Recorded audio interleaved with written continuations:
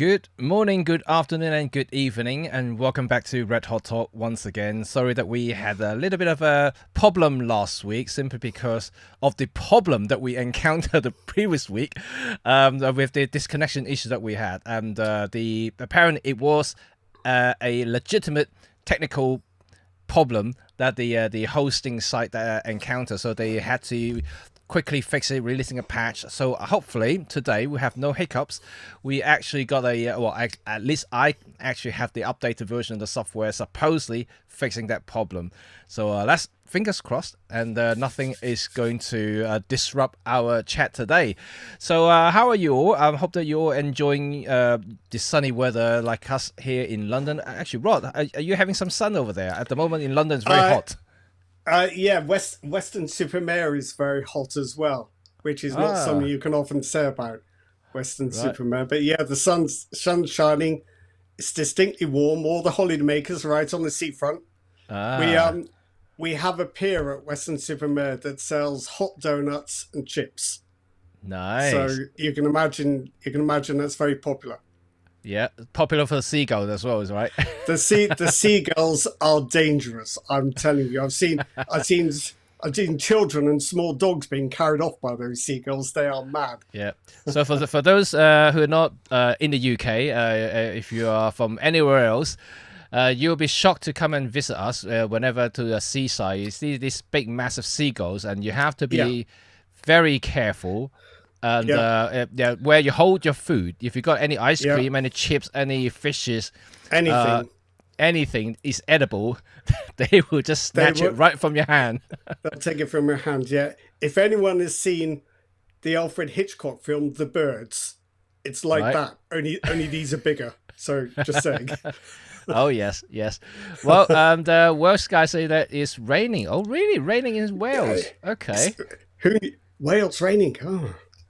Okay. I thought rain is a sunny weather. Yeah. Right. Oh, sorry. No, I was only going to say we shouldn't be so mean about Wales, but Wales does. You know what? I just came back from Wales. I loved it there when I was. I spent a whole week there in North Wales. Did some hiking there. I loved the time when I was there. Did some hiking. So some of you may actually seen my video already. Hiked up the Snowdome, and that was quite a fun day trip. Although the weather at the top of the mountain was a little bit rough, but then we braved it and we enjoyed it. Whatever it is. So it was good. It was good fun. So today we are going to talk about a couple of brands that I think, to be quite frank, if you're a passionate photographer, it has to be. I think young photographers should know this brand, but if you're as old as we are, and you would definitely appreciate how these two companies has brought to us, and certainly in the world of camera making, and both Ricoh and Pentax are well-known brands in their own sense. In particular, I think Pentax, maybe just me personally, Pentax made some really great film SLRs back in the days in the 80s and the 80s and 90s. I love the old full metal brass body, like the LX, for instance. Like the I think they're just phenomenal cameras. Famous, there, isn't it? The LX, yeah, the LX is just absolutely beautiful. So if any of you have used any Pentax or Ricoh cameras, please do share your comments, how you feel about these cameras. Back in the old days, we're going to move into digital, of course, like our usual chats about camera brands. But for me personally, I think majority of the goodies happen in the analog days. Not saying that the digital cameras are any bad. In fact, they are. I think they're quite good. But we're gonna go through it in just a moment. So, Rod, have you been using a lot of Pentax or Ricoh cameras in the past? A lot, yeah. So I was just going to go look for one on Google. A lot, yeah. So my first proper cameras were two Pentax MX bodies back in the film days. I still have a couple of ME Supers that I got off eBay because I got a bit of twinge of nostalgia. I have actually right here. I have a couple of Spotmatic 500s also off eBay. Yeah. The thing I like about these Pentax film cameras of that era was that they were nicely made and so straightforward. So shutter speed, aperture, focus, picture. That's all you did. So I think that's the beauty of it. And in fact, if any of you study photography, especially in the UK, you probably come across things like teacher will ask you to buy a Pentax Spotmatic, and because they are just the simplest camera you can get, and also very, very affordable. They are reliable, not like some Zenit Russian cameras. They are also equally simple, cheap, but not very reliable. I think the only thing to be aware of is if you're buying a used one. Yeah. These older Pentax bodies had cloth shutters with rubberized curtains. They can break down. So something a bit newer, like I think the MX has got a cloth shutter, but the ME Super I think is a metal shutter. It's a metal shutter. Yeah. Yeah, they seem to go on a bit longer, but mine, I think mine still works. I'm not sure it. Yeah, that still fires. So this is an old Spotmatic 500. I'm guessing that would be probably about 1970, something like that. Yeah. And the shutter works on mine, so they're not all. And very often you find them in charity shops in the UK or like flea markets, car boot sales, for I don't know, £30, £15 sometimes if you're lucky.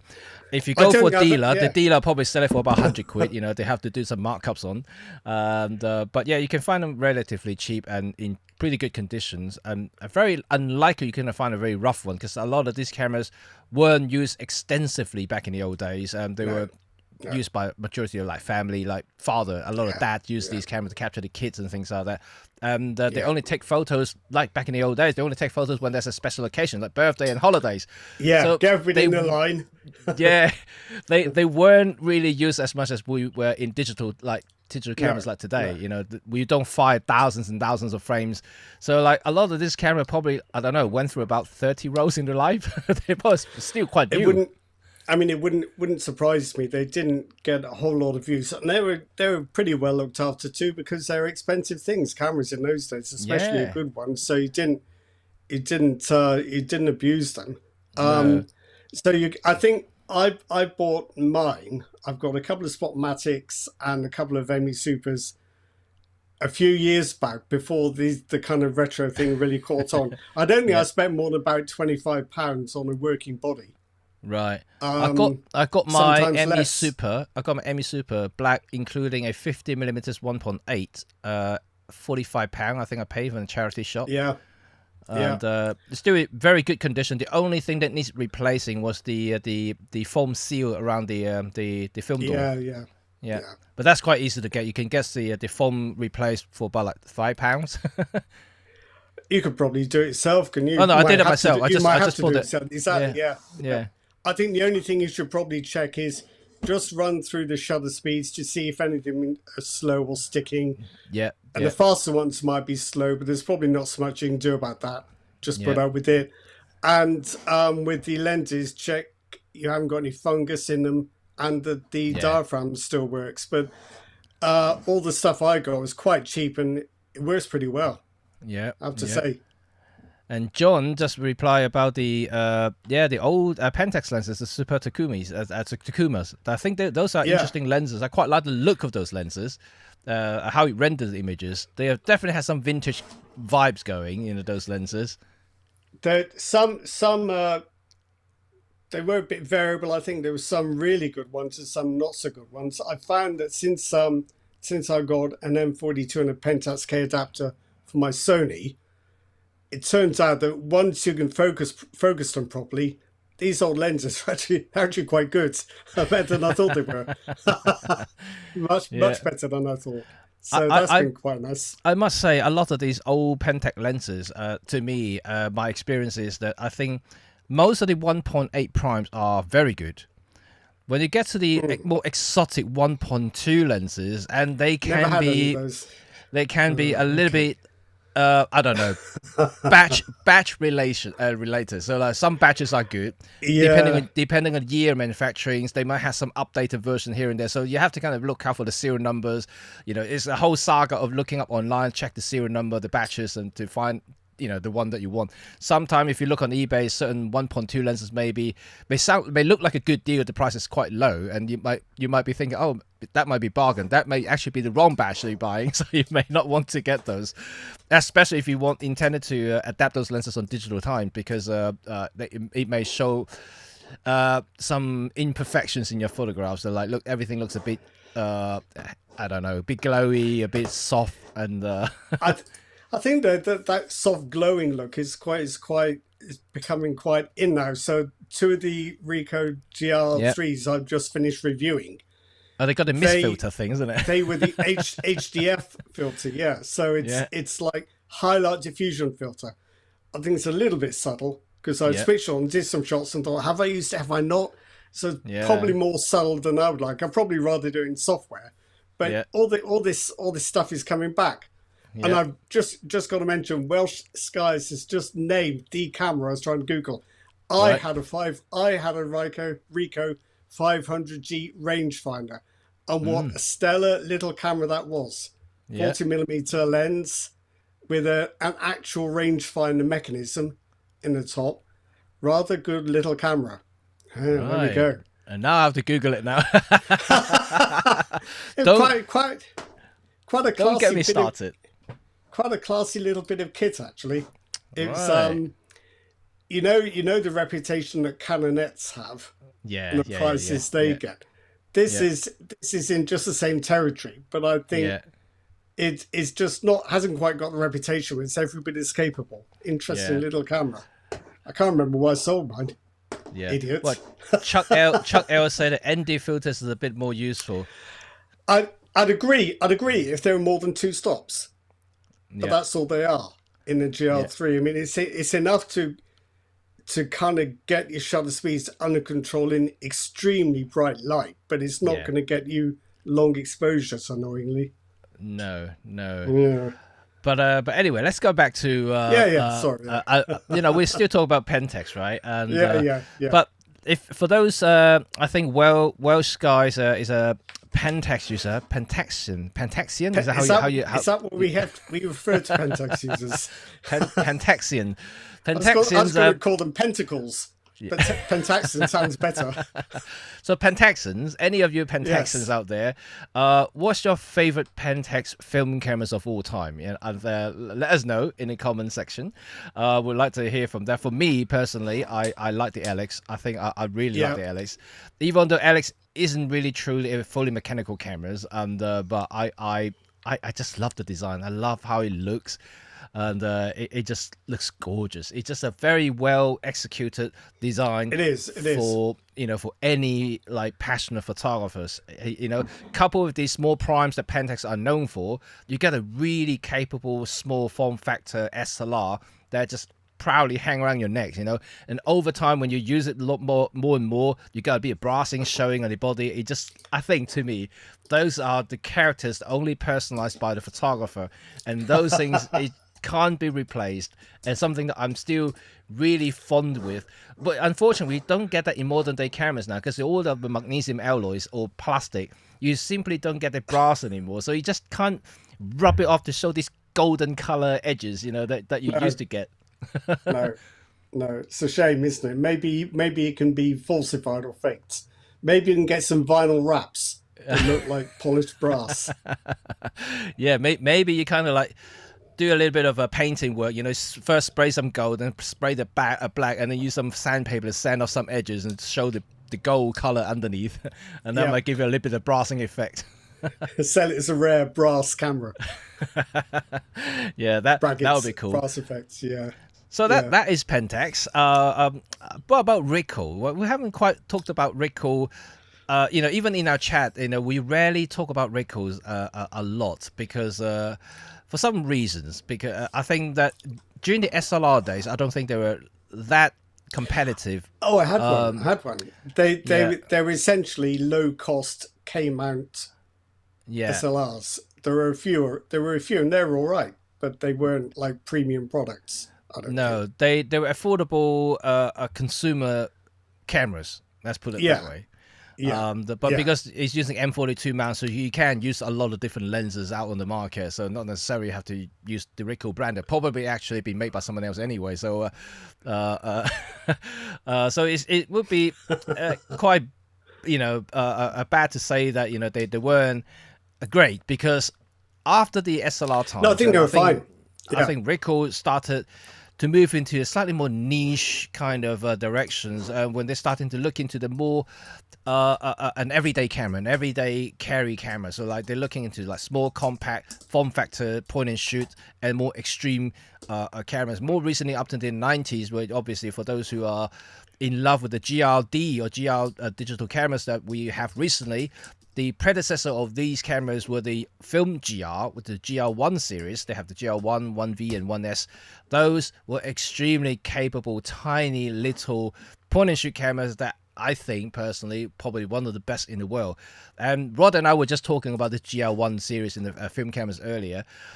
These guys are going for like absolute monstrous prices these days. And I remember when they first came out, they were for sale for about, like, I remember GR1, the very first one, they were on sale for retail price for about £280. And if you bought at those prices, you hang on to that camera. If it's still functioning, you can make yourself 3 times the money. So like they are selling secondhand for about £700-800 in a relatively rough condition. Anything looks insane, isn't it? It's over £1,000. So this is getting a little bit ridiculous now.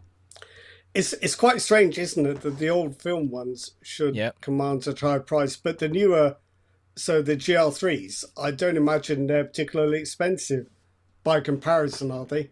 They're probably a normal price, aren't they, on MPP? Let me have a look.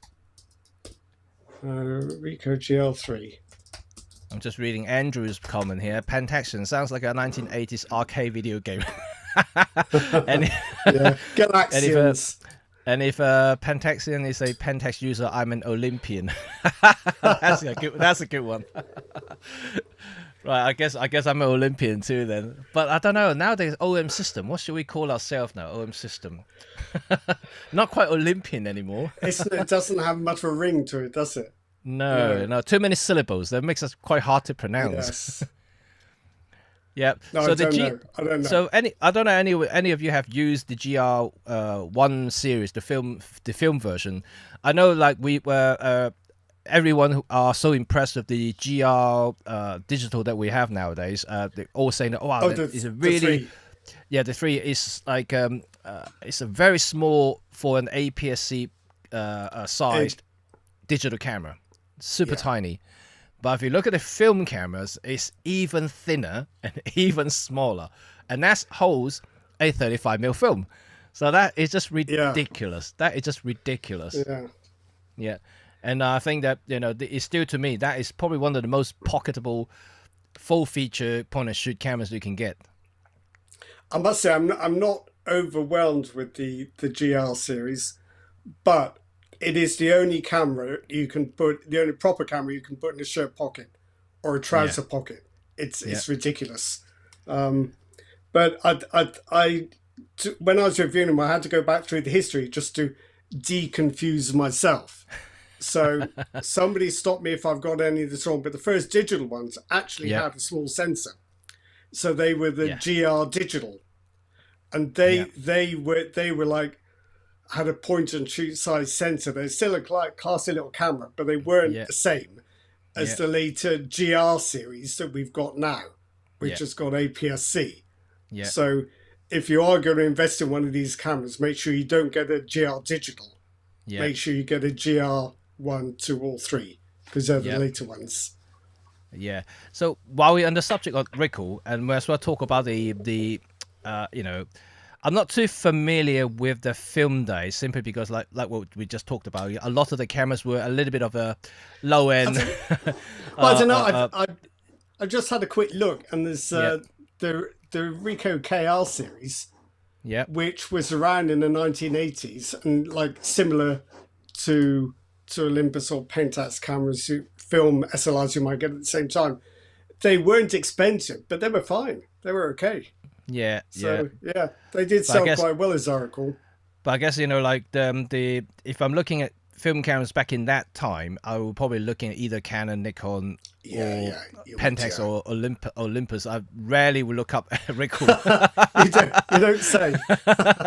I mean, so that is strange. That is really strange, at least in my opinion, anyway. But they did make some great GRs, film cameras, and that carried on to the digital time, and that's come to my question to you, Rod. I mean, why on earth don't they just make some mirrorless cameras? Why did they stuck with the point and shoot? You know, they seem to. Did. Oh, are you talking about the GXR? No, I'm talking about the it's escaped me. The K, it's not the KM, is it? Oh, the K. Was it the K? Yes, the quirky looking, colourful one. Pentax. Oh, what's it called? Somebody help me here. It's one of the first ever mirrorless cameras. It looked like a DSLR. Ricoh users, you should know, right? Because it had the viewfinder on the top and no viewfinder. It's designed by famous designer Mark somebody or other. K01. I know which one you're talking about. The very colourful, boxy one. The K01. Yeah. So that was 2012. Wow, that was 12 years ago. One of the first ever mirrorless cameras. And I think it is a Pentax K mount, so you could still use Pentax K lenses. So it's quite thick in the body because it didn't have it didn't have reduced flange distance. No. And a new batch of lenses. Yeah, I remember how thick it was. I remember how thick it was. 16 megapixels, that's all right. It's actually decent for 2012. Yeah, no viewfinder, which wasn't great. Yeah. But isn't it a shame that the Pentax should go right out there and do something before anybody else, then just stop? Yeah. If only they'd hung on a bit longer. Well, just like everything, right? And it's quite easy to kind of look back and see what they should have done, what should have kept, and then sometimes you can say, they had a visions that may be brought up too soon, and when the technologies weren't quite ready. But I think it's very interesting for both company. But let's talk about one at a time. And so let's talk a little bit about Pentax, since we have a couple of Pentaxians here. Yeah. And so I personally like Pentax SLRs up until the point that when they have the K series DSLR came out. I like the K10. I like the K10D. I had one. I still have one. And then they have the K20, and then obviously they have the APS-C and the full frame eventually. They seem to have stuck their gun with the DSLR developments, and I don't see them. I think they even publicly admitted that they're not going to move mirrorless. They're going to basically stick with the DSLR development. Do you think this is the future for Pentax? And since we now everybody's having this nostalgia now, they want to kind of go backward a little bit. Have a little bit of SLR moments there. Have a little bit of mirror flapping. You can hear it clanking in the body, and they even launched a monochrome camera. It's kind of shows that they want to be a little bit different in the photographic industry. Now, I think I've got this quote from I Ching, The Art of War, and it's fight the enemy where it isn't. So maybe that's what Pentax is doing. Nobody else is making APS-C DSLRs of a certain vintage, so we will. I mean, it's a small company and a small division. It's got to choose its battles, isn't it? Well, I think the same thing can be said about this guy right here, right? The Olympus guys. Yeah. You really need an own system hat. I'm surprised that hasn't been collected from you and replaced with an own system cap. I'm a bit of nostalgia at the moment, so I'm gonna go vintage 5 today. So I'm gonna go with Olympus. But I guess that may work, but I just think that I'm not sure how many Pentax users want Pentax to make mirrorless or modernize themselves to be competitive with the rest of the market. But I think the market is quite fierce and quite bloody these days, and they can. it can backfire them if they really want to enter the mirrorless fight. And I think you do have to be quite careful and choose your niche and cater to that niche. So maybe Pentax is doing the right thing. Yeah. But since we've got some Pentax fans out there, we should ask them, what is the best thing about the brand? Yes, what is the best thing about the brand? Why are you so loyal? Why are you so loyal to Pentax? I think in some ways the Pentax DSLRs, they've like picked a moment in time and stayed there, which sounds like a bit defeatist, but actually they've picked a moment that certain camera users were extremely happy with, and they've carried on making those cameras because for a lot of people that was like a high watermark for digital camera design. They don't want mirrorless. They want these chunky, heavy, manual, brutal styles of camera. It's not a bit strong, but you know what I mean. So Welsh guys uses Pentax and Olympus. So I think he or she might be a bit like me, a hipster. My kids call me a hipster, and I said, "Oh, that's got to be good, right?" And they said, "No, you're deliberately contrary and awkward." I said, "Oh, thanks." Well, funny enough, you know, like I know we had this sort of discussions before. Gear isn't everything, and also the latest and the greatest camera doesn't mean that it can make you become a better photographer. You know, like, for a lot of the old timers, and you know, I think a lot of professionals, a lot of known photographic artists, they almost fixated to one or two cameras that they love to use, and they just stick with them for literally for the rest of their lives.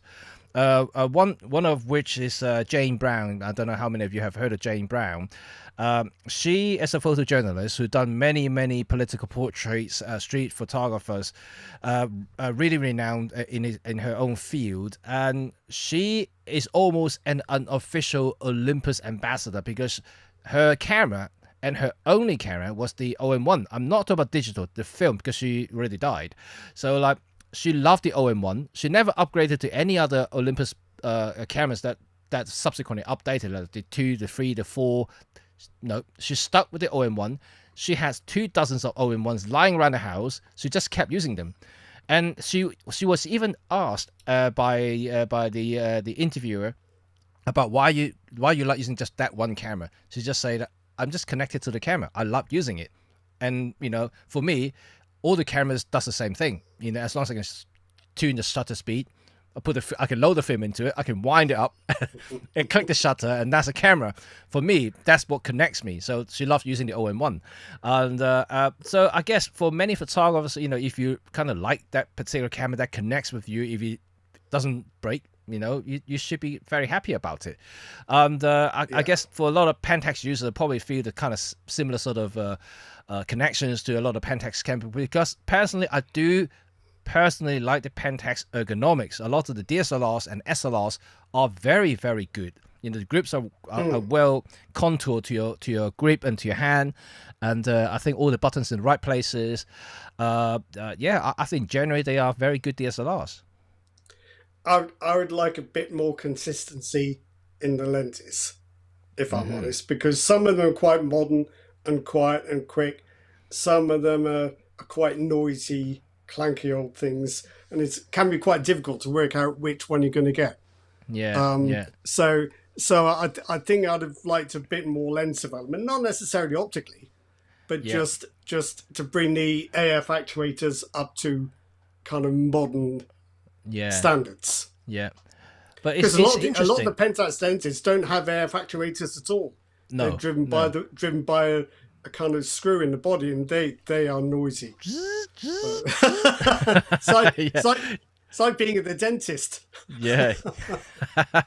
But it's interesting because, to me, Pentax as a company, I mean, to me, it feels like that they're one of those part timers, like in the photographic industry. I make a camera, I'll design a camera or a lens whenever I feel like it, or whenever I have a little bit of spare time. That's how it seems to me, because all the subsequent camera designs, is first of all the launches of each of the updated models were very random. There's no kind of fixed schedules or fixed things. It just suddenly pop a new camera out, and they're kind of out of nowhere. And the lenses are also, like you said, inconsistent, because some of them were 30, 40 years old, and they haven't upgraded. They're still on sale in the catalog. And then they keep bringing newer lenses, which is slightly different to another one, slightly different focal length, slightly different aperture, and or limited edition, or whatever. It all a little bit confusing to me as a consumer. Let's not talk about as a photographer. That's a consumer. It's a little bit a bit weird. Like, oh, is that a new model? Oh no, that's been around for about 30 years. But why is it still on sale? And then you got a brand new one that launched last year. and is it an APS-C lens? Is it a full frame lens? Because the clues are in a name, but only if you understand the naming conventions. The FA and the DA. Yeah. The FA. That's right. Yeah. But so that hasn't helped Pentax at all, I don't think. No. The cameras, I can't complain about the cameras. Just no. I like the cameras, and certainly like some of the characters of the lenses, and I just didn't quite understand the company as a whole. Why hasn't been a bit more consistent in terms of product developments, the product releasing cycles, and the lens updates and things like that. And it seems to me, like I said, a little bit more part-timers. If they just do whatever they want whenever they want, it's kind of like no pressure. It's very chill. It's a very chill company. But it's chill to the point that it's now cold. Does anyone remember the KS1? I know the KS1. 50 different colours, and all it lit up at the back. It's really quite attractive. It's like watching Close Encounters using that camera. But that was nice. There was a KS2, which disappeared quite quickly. But it's a shame Pentax didn't pursue that line, because I think today those different colorways would really strike a chord, because some of them are quite nice. But again, we still haven't mentioned something about Pentax, which I also love about, and I actually have a collection of them, and that's the 110 cameras. The 110. Can I say even SLR? They are SLR, right? They are. So I have the entire collection of Pentax 110 SLRs, including all the lenses they ever released. I have a whole entire collection, including special edition, the Safari, and the transparent version, which they only sell it to dealers. So I was a collector. I was a collector for the 110. I have to admit, I'm a bit nerdy here, but I have all the lenses, all the cameras in boxes, in cases. That's crazy. Did it have a viewfinder? I never used one. It has a viewfinder. In fact, it has a viewfinder that has a focusing kind of aids into it as well. So it's menu focus. Is it tiny? It's very tiny, yes. But it's usable. I'm telling you, it's usable. Yeah. The only thing I always thought with 110 film was because of the way the cartridges were made, they just didn't keep the film very flat, did they? At least in the ones I used. And that's the trouble, because because all my cameras are still functional, and because now Lomography has re-releasing a 110 film, so I'm able to actually shoot with them. I did shoot the 110 cameras about 4 or 5 years ago, and just to test out all the new Lomo films, that I found that a lot of them are quite soft, and I believe it's because they weren't flat at the back there. Not so much about the. I know the lens isn't sharp because I tested on my EM5 at the time, because you can actually buy adapter, use those lenses on the EM5 with great success. I actually got some photos that I could perhaps show in my social media at some point. They are actually interesting looking. They almost like remind you of the 1970 looking kind of lenses, so you got a little bit of glowy feel to it, and also because the lenses doesn't have aperture, the aperture was actually controlled in the camera bodies, and so like so if the lens is 2.8, it's constantly 2.8, so you can't stop down and get a little bit more contrast. So basically once you put the lenses onto digital board, you shoot whatever the aperture size has been designed for. All these people who've had Pentax gear, I feel sorry for Paul Sumner, who left his camera back on the car roof. Oh, you see that? You forgot about it because it's so small. Oh dear me. Well, luckily, the Pentax 110 isn't too expensive to replace, and you should still be able to get them for relatively. I know price has gone up a bit, but you still be able to get the Pentax 110 for about £40-50 for the body only. Lenses, however, I think lenses is the tricky one because some of the lenses are becoming more rare, and those are the one that's quite expensive. The pen focus lens, basically it's a point and shoot lens, has a very small aperture, and that one is going for crazy prices at the moment because I think they only make a handful of them. I had two. So anyone want to buy one, let me know. And the more common ones, the 28mm equivalent, the 50mm equivalent, I think those ones are relatively common, so you can find them quite easily. But yeah, I love the 110, and even today. But you never felt the urge to become a Pentax Q collector? I was tempted. Tempted until I found out that they have a tiny little sensors. And yes. Yeah. Well, it's not no worse than 118, surely. Yeah, and the thing is about the Q is I like the concept because they're trying to mimic the 110 cameras, like ultra small, and have interchangeable lenses. So the concept was great, but the problem is there are two things there. First of all, is the sensor is tiny, like it's basically a point and shoot camera sensor, poor dynamic range, very noisy. You can't shoot above ISO 400. The lens choice were pretty limited when it first launched, which is understandably when it's a new system. But the main problem for me is it's still big compared to the 110, so it isn't that small. And like, if I want it small, I want it really small, and I don't mind the tiny sensor if they could make it just a little bit smaller. And unfortunately, they just make it a little bit too big for my taste. I would have gone for it, I really would have, and then but it's just a bit too big for me. And if they make it that big, might as well throw a slightly bigger sensor. But I guess technologies weren't there yet. If they have a 1-inch sensor in that body, that would be my choice. I don't think 1-inch sensors were a thing then. No, I'm not sure. I don't think. That's what I'm saying. Like the Q had potential. The 1 series. Nikon 1 series had a 1-inch sensor. That was about the same time as the Pentax Q also. So yes, it would have been available. Interesting though. Very interesting. Yeah. So that's my thought about the Q. I like the Q. I really did like it, and just there were 2 or 3 times I was so close to clicking the buy button, and but I didn't because I already had the 110. So I already got the smallest changeable camera system in my collection. So if I want a digital version, it has to have something, and unfortunately, the Q didn't give me that. I had no idea you were such a collector. You must have you should open a museum. I even have well, for those I know we're sidetracking a little bit now. I even have the Zenith photo sniper. I don't know any of you know about that particular system. Yeah, don't use that anywhere in a public space today. Yeah, it features the Zenith taken down. Yeah. It basically has the Zenith E body, slightly modified. It has a bottom a trigger, so you can connect to the barrel, so you can basically shoot. And also has the 300mm f4 lens. The lens is actually pretty good, pretty sharp lens. So I actually quite enjoy using it as an SLR.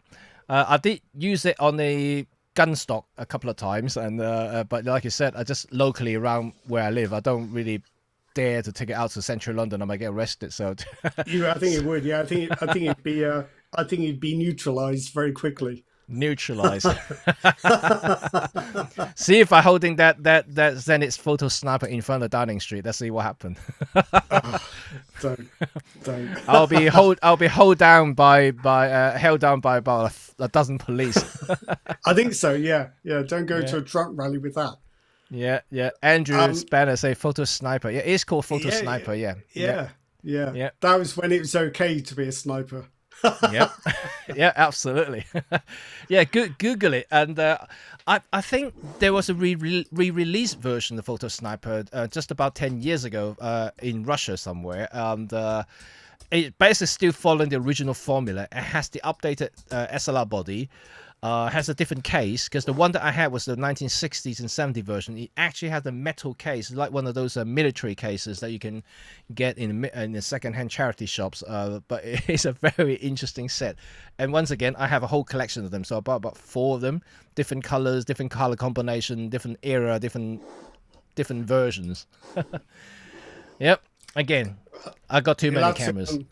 You'll have to do an open day every year or so the visitors can pay to look at your collection. Who wants to come to Jimmy's Camera Museum? Please, open for business. I've got a few things you could have in there for the day. Right. Welsh guys has mentioned the MX1. That's interesting. That wasn't around for long. Actually, the MX, yes, the MX.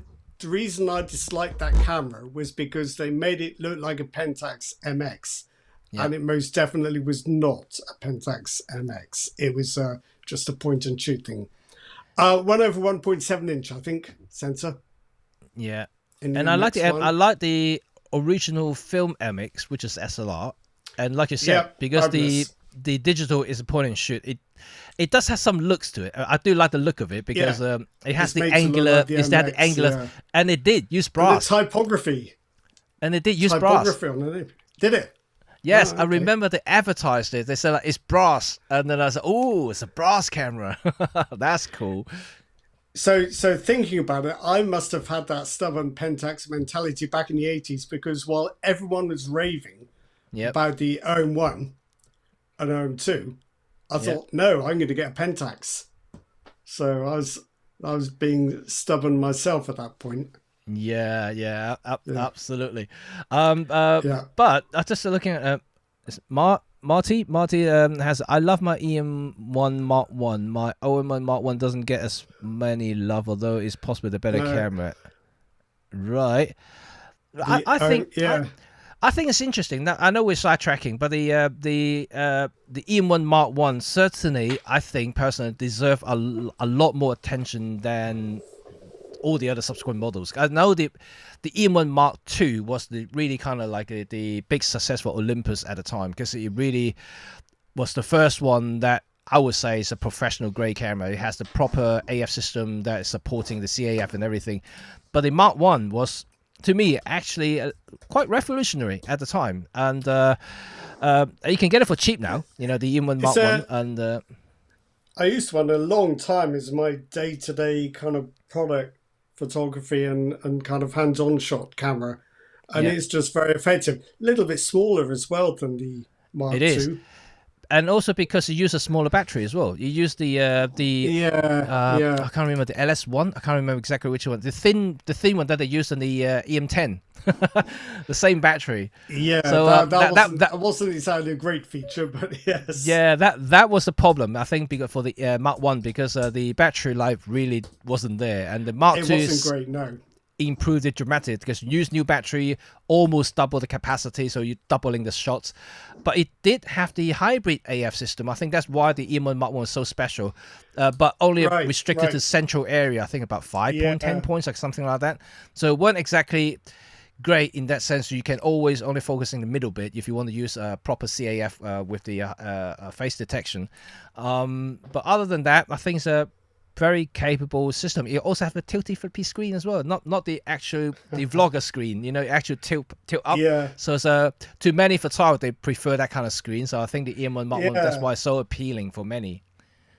I think so. I think I prefer a tilting screen for photography and some video, to be honest, because I think what you often find is that when you flip out a screen, that's often in a way, or it gets knocked, or it fouls on your cables, or it does something else that's a bit annoying.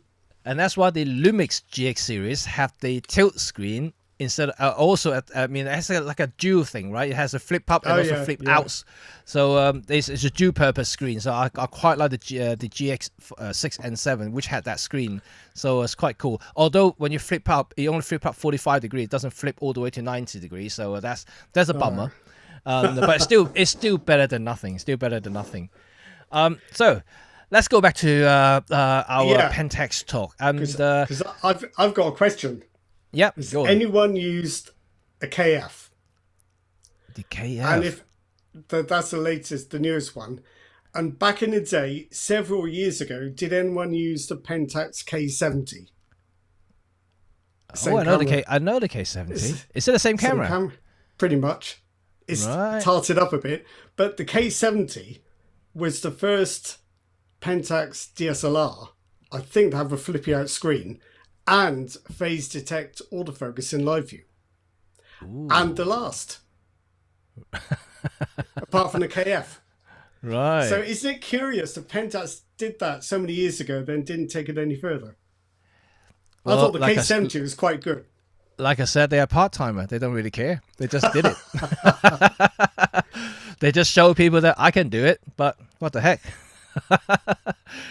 Yeah, it's a strange I have to say, I love Pentax, but at the same time, they're a bit like Marmite. I like the cameras. I really like the cameras. But then I really kind of, I wouldn't say hate them, but I just find it a bit strange, the company. You know, it's just, you know, if they put a little bit more effort, a little bit more proactive, they might actually be a lot bigger than what they are at the moment. I've never been very enamored of the K3. Yeah, I know it's big and tough and fast and powerful, but I always thought the more consumer level Pentax cameras were better, like the K70 or the KS1. They just had a bit more fun about them. But the thing is that I find with the K3, especially the Mark III, how do they think it could cost that much money? It's an expensive camera, and it's not exactly modern, and it's not colossally different to cameras that Pentax has made before. So I'm kind of two minds about Pentax APS-C DSLRs, the full frame ones, the K1 and the K1-2, fantastic cameras. Never got the respect they deserved. Different class of camera, I think. It's just unfortunate, you know, like when the K1 Mark 1 and Mark 2 came out, it's just the time when the shift going to mirrors was happening, and people were paying a lot more attention to mirrorless cameras than any DSLR, to be quite honest. Even when Canon launching any new DSLRs at that time, they weren't really have much tractions anyway. Everyone was looking at, you know, the R series, you know, the Z series from Nikon and the Sony Alpha series. Then people were paying less and less attention on DSLRs, unfortunately. You can blame all these camera journalists for that. Can't believe it. What were they thinking? Yeah, like I said, I do love Pentax cameras, and for me, unfortunately, I don't have a huge collection of Pentax glass, so it's a little bit harder for me to adapt any DSLR system, because unlike mirrorless, where you can quite easily adapt older vintage lenses on them via an adapter, when it's SLR, it's going to be a lot harder. And so if I buy any DSLR from Pentax, that means I will need, you know, to buy a whole set of lenses just for the camera. I think you'd be better off with the K1 and K1-2, because I suspect most of their lenses were made by Tamron, so quite modern. Right. And not so much variation that you get with the APS-C cameras. But looking at it now with hindsight, the K1, I mean, it's 36 million pixels. That's still a lot today. Yeah. And it had a multi-flipping rear screen, which you didn't tend to get on DSLRs. I mean, Canon DSLRs had a flippy out screen, but not made to that kind of engineering quality that the Pentax's was. And IBIS. What other DSLR has IBIS? Yeah, they call it shake reduction, right? SR, I think it's called. That's right. Shake reduction. I thought you said shake something reduction. Else. Shake reduction. Yeah. That's right. and also the Pentax was also the first one to actually have the body stabilizer, not on the lens. So yeah. Because most SLR to this day. Yeah, because most SLR have the stabilization on the lenses, like the Nikon and Canon. They're all like in the lens. The only thing is that IBIS makes less sense on a DSLR because it doesn't stabilize the viewfinder. No. So that's true. the viewfinder is still going to be all over the place. You've just got to trust the SR to stabilize the image you capture. That's the only argument against IBIS in a DSLR. But even so, Pentax was the only one to do it. Yeah. So that's interesting. But now with I think with that, I think we should kind of blend into the Ricoh now, because okay. I feel Ricoh is almost kind of in the same boat, and in just a different way. Because like while Pentax is going for the more traditional SLR market and the user base, and also producing camera bodies that is definitely professional grade because they're very rugged, very well built. And Pentax has gone the opposite way. There's more like small, compact, tiny cameras. Ricoh, not quite cameras for pros, but for enthusiasts or maybe as a backup camera for professional who want to slip in their pockets, like the GR. It's a kind of very different directions altogether. But even today, you can see that the last 10 years, what has Ricoh done apart from just kind of re-releasing the GR in a slightly different name and different tweaks to the camera body? I just find it a bit weird. Do you think the owners felt that that brand didn't have as much collateral as Pentax and thought, well, we'll just let it rumble on with just this one camera it's famous for and put all our efforts into Pentax? I say put all our efforts into Pentax. I wouldn't say their efforts were considerable, but that's, you know what I mean. But you and I both remember the GXR, don't we? I wonder who else remembers the GXR. The GXR. Any of you remember or know a system from Ricoh called the GXR? It's literally a beefed up version of the GR series, but with replaceable and interchangeable modules. So like you get a body, and then you basically buy different modules as and when you feel suitable for your type of photography. So you can buy a macro module with features a macro lens with a sensor inside the module. So like basically every time you change the sensor as well. They also have a Leica mount module, the A12, and they have the zoom, couple of zooms I think, and the 2470 and was it 28-300, something like a monstrous thing. I wouldn't trust that any further than I could throw it. Thing is, I could throw it quite a long way, so that doesn't work. But I don't imagine that's terribly good. So it's an interesting system, to be honest. When it first came out, I was tempted because I was still a Leica user. So when they released the GXR with the ability to adapt Leica lenses on it with the Leica mount, you can literally turn it into a digital Leica camera. At the time, Leica was still struggling with a full frame M series, so that was a very viable digital option for anyone who has Leica lenses. So even though it's an APS-C, not full frame, but you attach an external EVF on top of the cameras, and you can have a pretty decent street photography tool with Leicas. But and here's the strange thing is that the system was very slow, and that's the trouble. That's the real trouble. You literally have to do what we do in the film days. You have to do hyperfocus if you want anything faster, because the EVF was very slow. Rolling shutter was horrible, so you can't use any live view, to be quite honest. And then the peaking was like 2 seconds delay. So like everything was just extremely slow. Unless you have the patience to work with it, you might as well forget about it. And so that was the quirk with the system. But I guess over time, if they continue with the system, they might have improved it. They may have brought in a full frame sensor. I don't know. Could be. I guess nobody could quite get over the idea that every time they bought a lens, you had to pay for a sensor as well. That's probably what did the damage in the end. Yeah, it is. But then again, if you look at the Leica module on its own, the Leica module is just a mount and a sensor. So you can change lenses. So that was more like a mirrorless lens, a mirrorless system. Once you get that. Was it like the Leica digital mount? It wasn't a Leica M mount. It is a Leica M mount. It's Leica M mount. It's actually an M mount, yeah. So that's why a lot. I remember at the time when I was still shooting with Leica, a lot of my fellow Leica shooters, they were very, very curious about a Pentax GXR because they allowed them to use their lenses on a digital body, while Leica Yeah. still have problem with the M8 Struggling and things like that. with Yeah, the- still yeah, struggling with yeah. everything. So they have a 12 megapixel APS-C sensor, so it's sufficient, for that time. So it was a pretty usable system, apart from, like I said, a bit slow.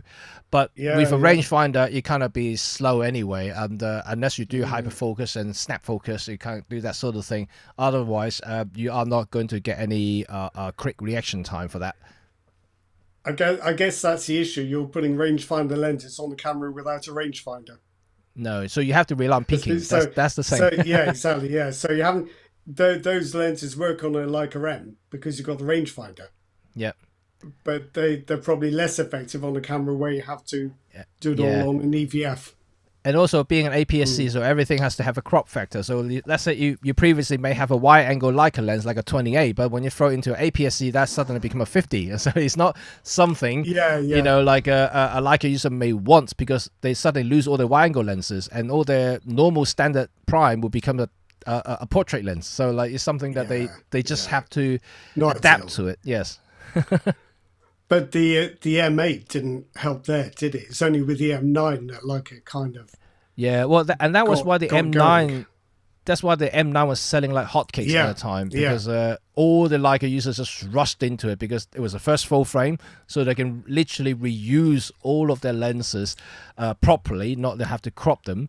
The M8 obviously had a little bit of quirk status there, but for most Leica users, to them, the very first Leica digital was the M9 instead of the M8. Yeah, I think so. Yeah. So there seems to be a feeling in the comments that that Pentax and Leica both the marketing plan is based around stubbornness and scarcity. That's how I would put it.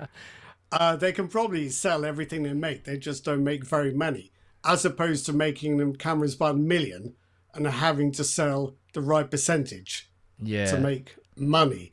So it is interesting, but I think increasingly we're seeing a market for deliberately contrary cameras. Yeah, people like them almost the more difficult and complicated, not complicated, but the more odd and contrary they are, the more they like them.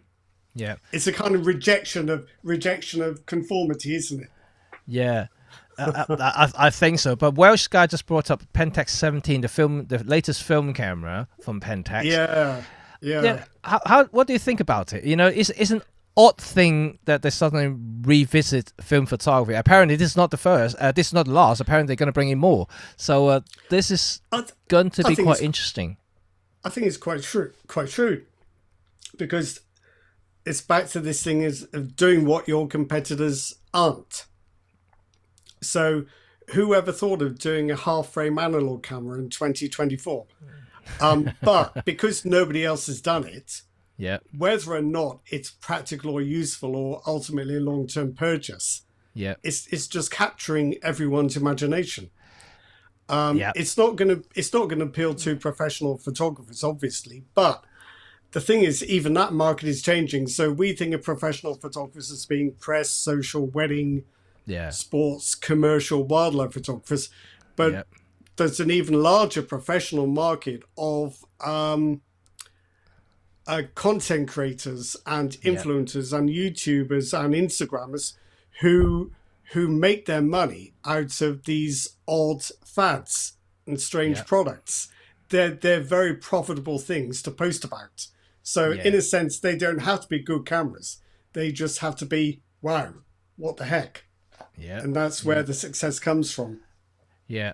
I mean, like, obviously, I think the 17 did get the attention that Pentax was hoping for. That's for sure, because they are probably the only one that actually launching film cameras in 2024. Bar lomography, I think they have a couple of film cameras, but those are really, point and shoot, like basic point and shoot, almost like disposable cameras. So they are not really. But priced like premium ones. Yeah.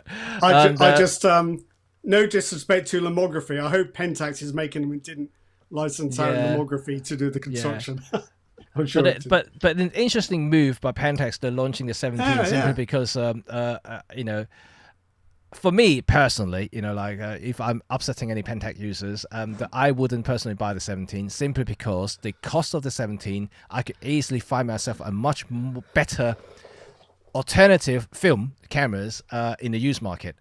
So still, like what? What would you buy?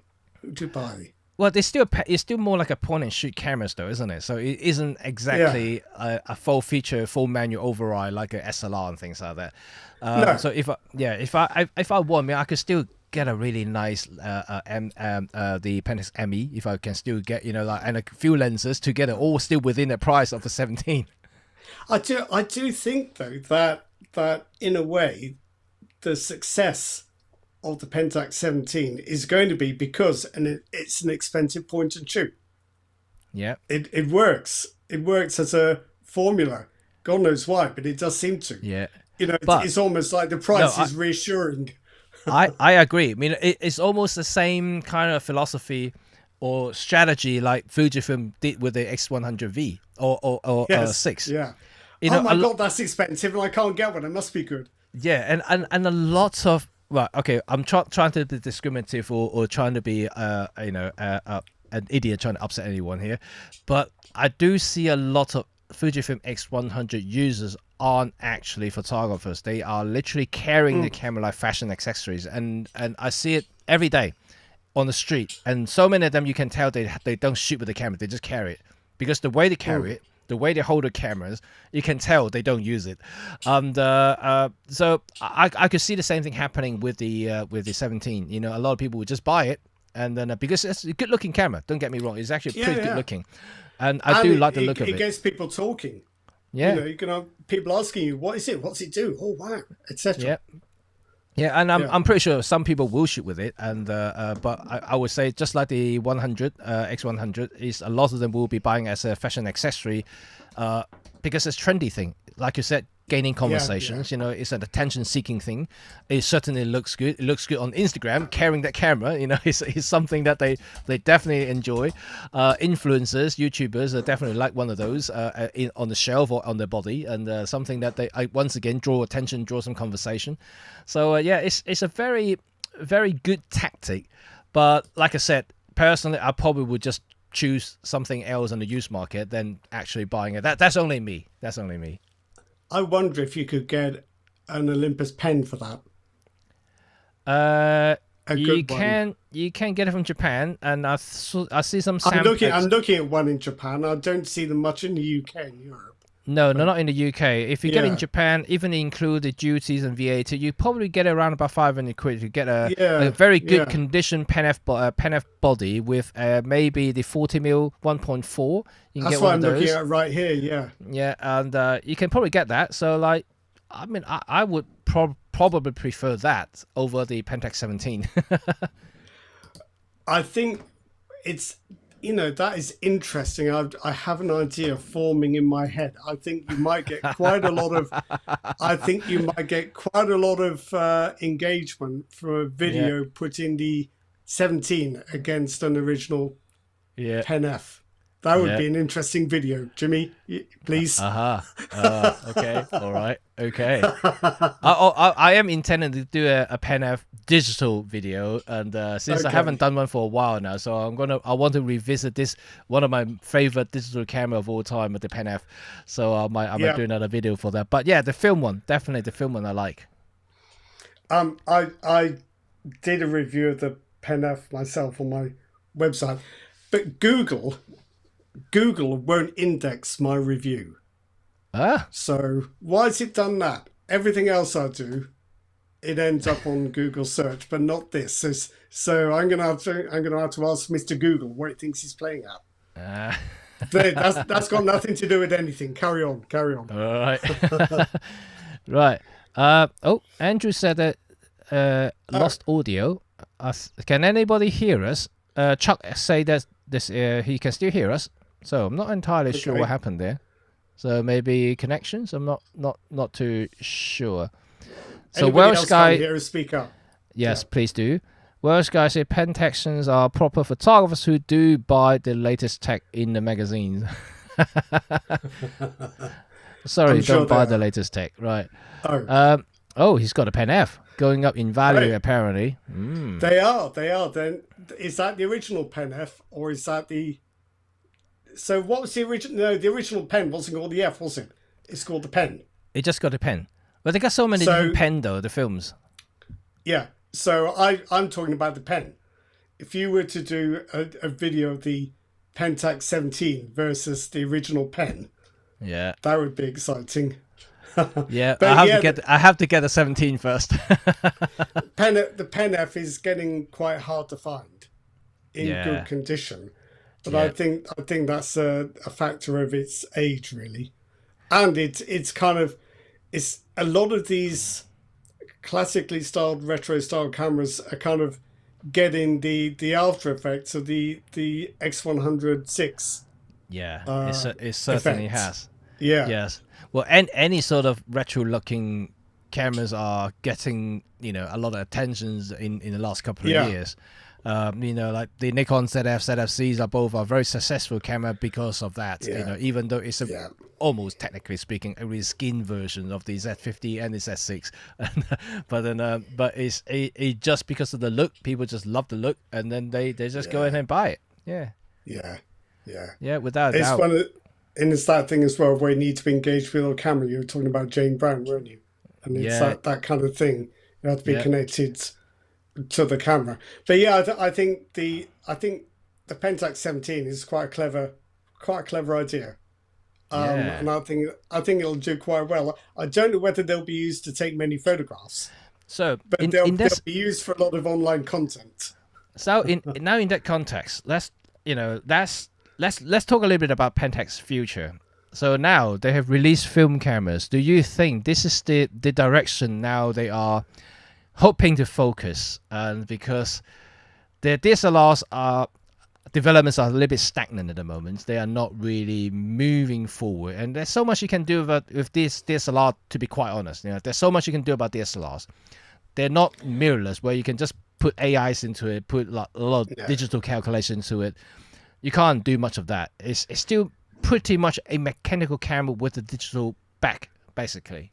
Who said this earlier in the comments? Who's Seraphin? Did he say this? But if only Pentax was to do a K1000D, just basically a K1000, but the digital with one. And no automatic modes, nothing, just shutter speed, aperture, and exposure. And I think Welsh Skies makes the point that Pentax are retro. I just think if they were that retro, you wouldn't have mode dials. You would go the Fujifilm route and still have a shutter speed dial. The dials, yes. Yeah, that would be retro. Yeah, So I think Pentax did that. Yeah, That would get some traction, I think. I think so. I think if the next step, if Pentax want to, kind of go back a little bit and rejoin the digital market, I think that a proper retro dial camera with the dials, top dials and things like that would really propel them into this retro vibe that kind of a lot of the youngsters are enjoying at the moment, even though it's still a DSLR, which means that the body isn't going to be as thin as a mirrorless camera. It's kind of like mimicking what a film SLR used to feel like, because the thickness, just like the Nikon, they tried the DSLR with the DF, which wasn't that successful, even though it's a very capable camera. It's quite a thick body, isn't it? It's very thick. It's very big. It has all the dials on the top. It looks gorgeous, but it just like an overweight DSLR. It just like it just looks big. It just looks fat, and it doesn't feel right in the hand. Because Nikon dropped aperture rings on lenses, it was never going to go the whole distance with those controls. And I think we are talking about retro and external controls as if that's an old-fashioned thing, but I think it is true that external controls are actually easier to work with than mode dials. If you're using a camera that may have to do 1,000 different jobs one day to the next, exactly, then maybe a mode dial is what you need. But yeah, we can have a camera face-off, not face-off, show and tell. So same for me. the Fujifilm X-T5, not without its flaws, but you've got exposure compensation. No, you haven't got ISO. You've got shutter speed, and you've got EV compensation. And most lenses have aperture rings. Now, to me, and I've used a lot of cameras, almost all of them with kind of modern mode dial layouts. This, for me, is much quicker because I can see exactly what I've set it to without putting it to my eye. And generally speaking today, as a photographer, particularly if you come to street photography, you don't want to look like a photographer. And you don't want to be like this for 10 seconds before you take the shot. You just want to do a bit of that, shot, then you're done. So for me, this is much more logical and quicker and instinctive than an electronic interface with a mode dial and control wheels. Yeah. So, I mean, like in terms of developments, I think it's going to be very interesting for Pentax. And I know the latest release will be the Monochrome, right? The DSLR. Well, it's if you can get one, Yeah, it's been out. I think it's kind of out, but nobody can get one. Yeah, and I rarely see any reviews online either. You know, I don't think anyone is doing any reviews on it. I guess they can't get one to review. Yeah, but that's can be really difficult. weird. That only means one thing, you know, whether it's going to be successful or not. That will only means it's a very low volume camera. So if you can get hold of one, this could be an appreciating asset in the long run. So.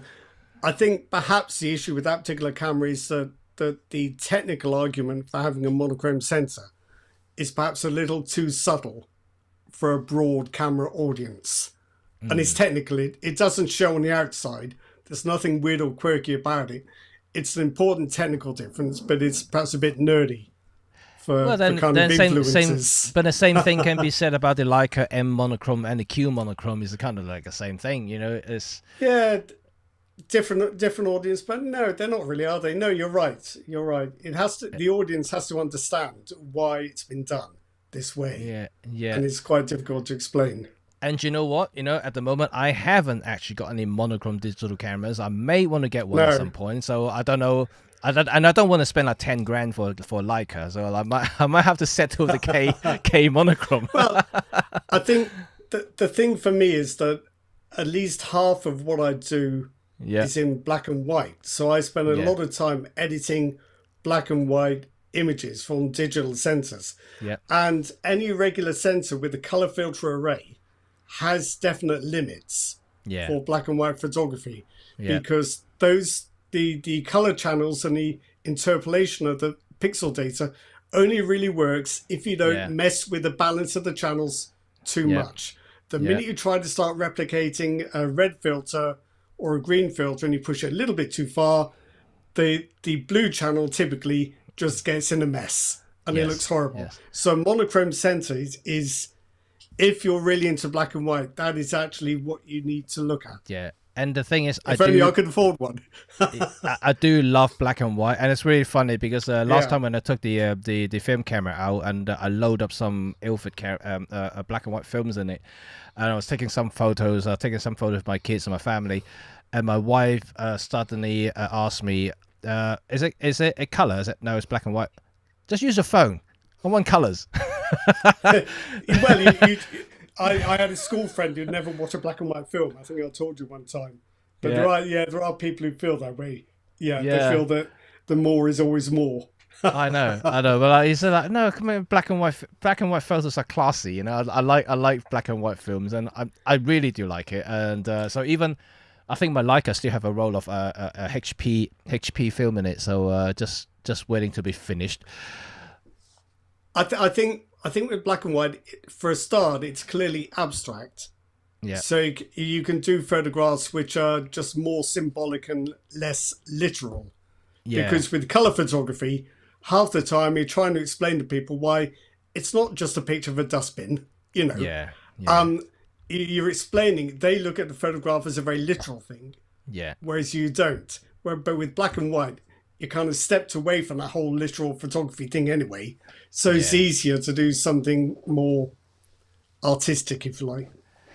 It is. I mean, I think from a storytelling point of view, it can be very interesting from an image making aspect. As a photographer, you are more focusing on the contrast and how you can shape the image to tell that story. It's a lot harder, but interestingly more challenging, more rewarding if you're shooting that way. That's in my opinion anyway. I mean, I like color photography, don't get me wrong. I mean, I shoot most of the stuff by color, and if I do want black and white, I just convert it. Well, like I said, I don't have any monochrome cameras, so it's quite hard for me unless you're shooting film. I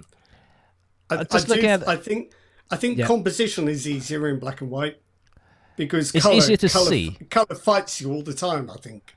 Whereas black and white, you can see the tones and the shapes and how they work. You can if you use a monochrome EVF, but if you use a traditional camera, you're still seeing everything in color anyways. It's a window, so you have to kind of you can have to train your head to compute or to look at things in black and white, and that's quite hard because unless you're familiar with the tonalities and shadows and how you convert into the film stock that you're using, because every film stock has got slightly different contrast level. It get into quite messy if you want to start looking at that. So that's why a lot of black and white photographers tend to use one or two film stocks instead of having multiple and mix and match, because they're not familiar with it. To do. I mean, I shot black and white film for years, and there's still an element of guesswork. You never quite know how it's going to look in black and white till you develop the negatives. That's right, yeah. So over time, you see a lot of these old-time photographers. They literally just will swear literally by one particular stock, film, and that's one developer. Yeah, because they know how they can, in a way, control the outcome, because they know exactly how it behaves in certain situations, and they know exactly how the contrast level goes, and then they just know it. So it's second nature.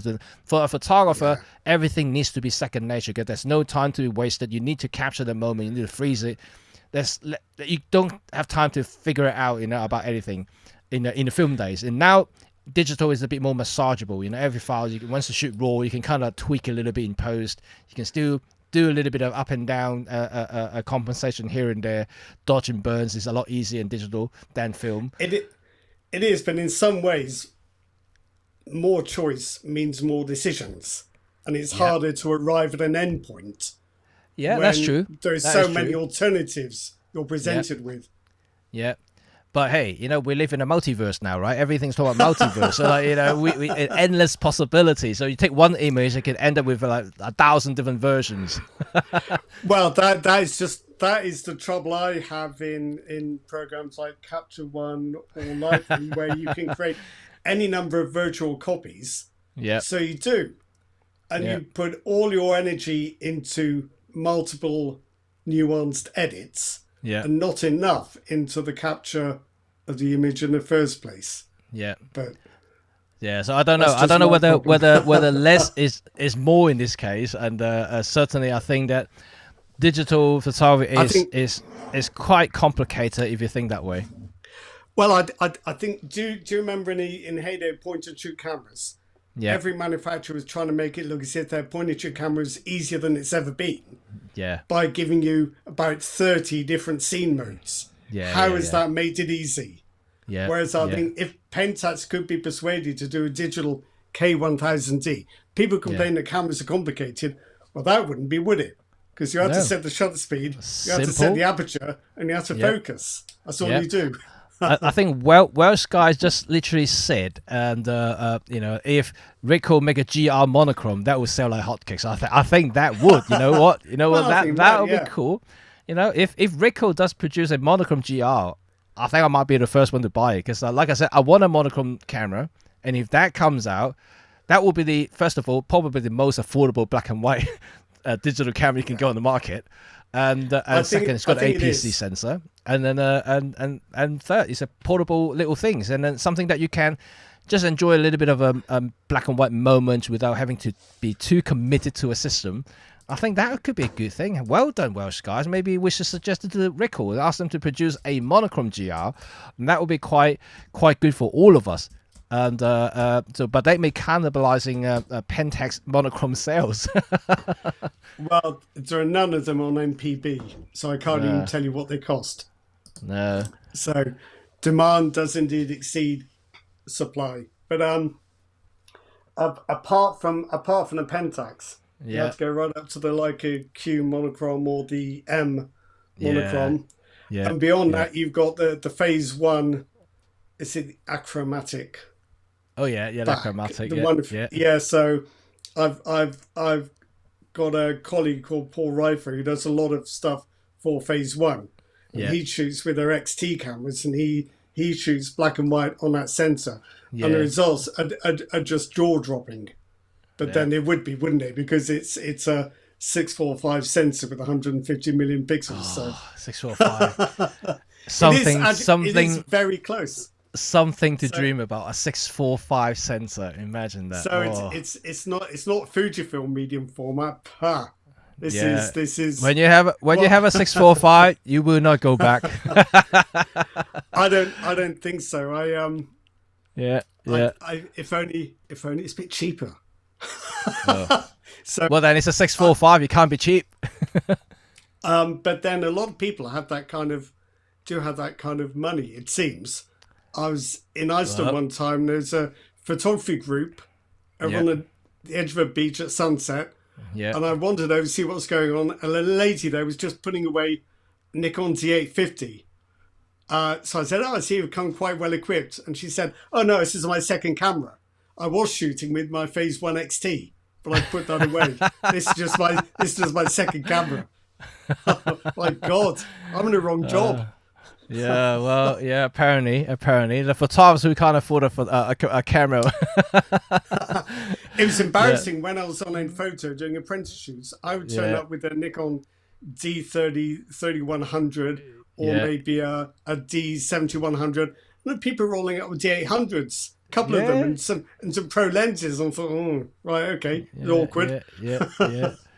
Okay, Robin Wong's in the house. Hello, Robin. Welcome, Robin. Everybody say hello to Robin, my good friend in Malaysia. Yes, and he said that digital images are more massageable. Quoted by myself.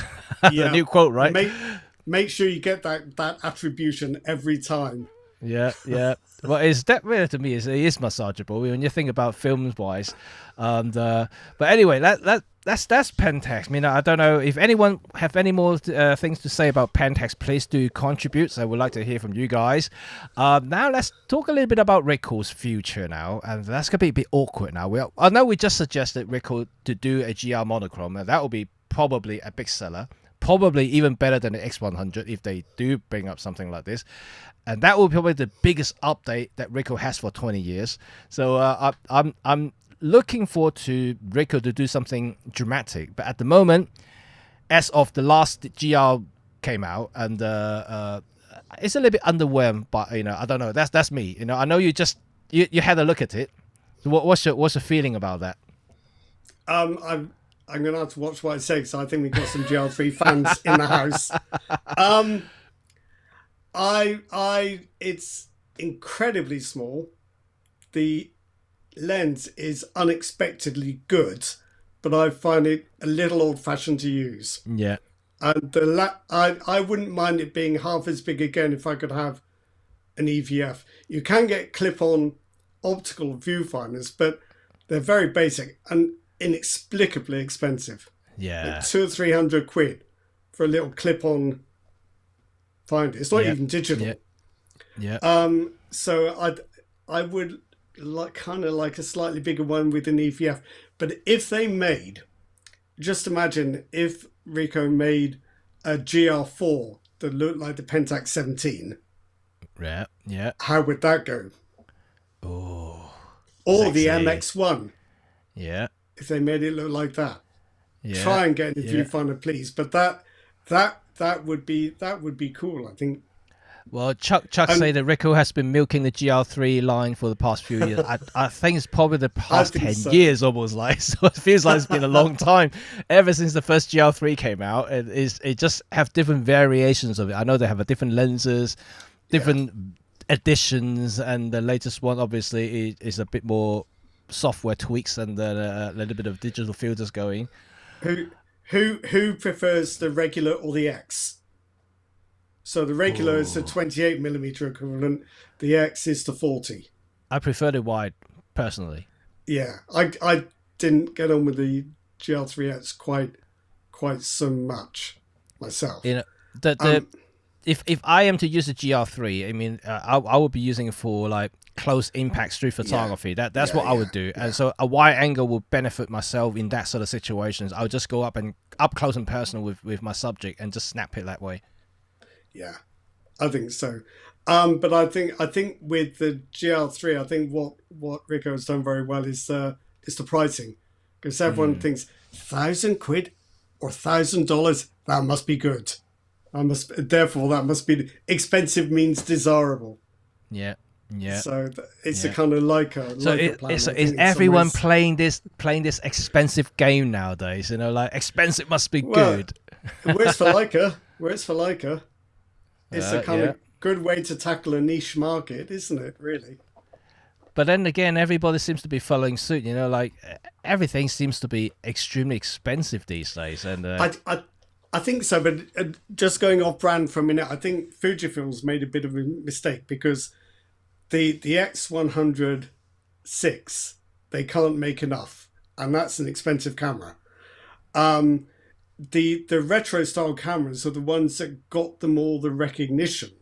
Yeah. But I think the more conventional, this is just my opinion, the more conventional XS10 and 20 and the XH2 variants, they're very mainstream. I think people are a bit, no, do you know what? I'll just buy a Canon or a Nikon because they're full frame. Yeah. I do worry about that. So I don't know. I think Fujifilm maybe has got that wrong, but Leica and Pentax maybe has got that right. Because I mean, look at Leica. They're saying a camera invented how many years ago, and it's essentially unchanged apart from some whizzy electronics. so the Leica M's, that's a camera where the camera is what it is. You have to get used to it, and it's going to cost you a lot of money. Yeah, and it works for them. Well, Leica is slightly different because of the brand values. You know, the red dot means a lot to a lot of photographers. Does, so like, you know, you're paying that sort of money to gain access to the brand rather than, in a photography sense, you know, you're really just getting into the brand, getting to the access and the community. I think there are many social events as well where you need to be seen with the right brand. Yeah. Oh yeah. The Leica meet is certainly one of them. You don't want to turn up in a Formula One paddock with what should we say, a Sony, with a Fiat 500. Else has got a Leica. You don't want to turn up with a Ford Focus when everybody else has got Maseratis. Oh yeah, certainly like that. Yeah, it's a bit of a quirky thing. I like it. I mean, but I have to admire them though. I mean, we talked a little bit about Leica not last week, the week before. Leica is clever in many ways about maintaining the brand and increasing the value at the same time.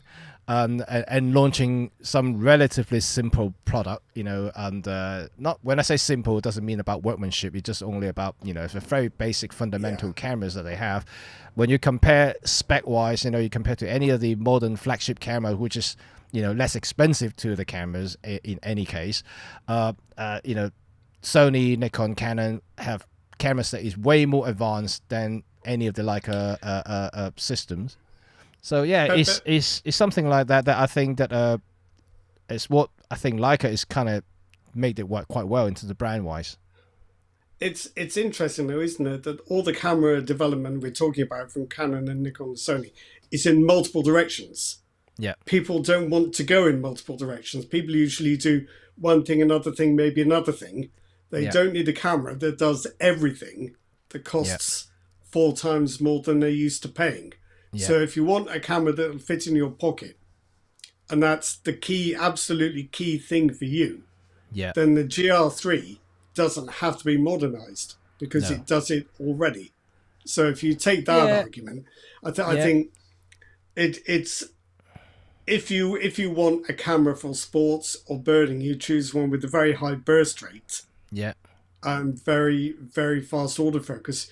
You don't necessarily need 8K video, or some of the other stuff that might go with it. Yeah, well, I think the likes of the big three, the Nikon, Canon, and Sony Cam, you know, they are making cameras literally to grab everybody in the field.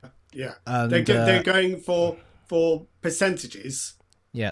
Whereas other makers are going for niches, I think. Yeah, well, the likes of OM System is in particular, obviously they're focusing on wildlife and outdoor kind of angle. Even though I know many of us are a little bit disagreeing about the tactics that they use, and I know many of us still think the system can be exploited in multiple ways, such as travel and street photography, because we needed a small system for that purposes.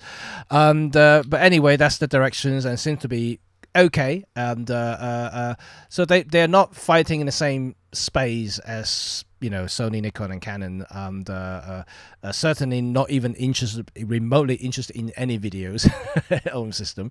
Well, same as Pentax and Ricoh, they're not interested in video, even though they have video features, but their cameras are really suck at it if you look at the spec and also the quality of it. You wouldn't use them for video, no.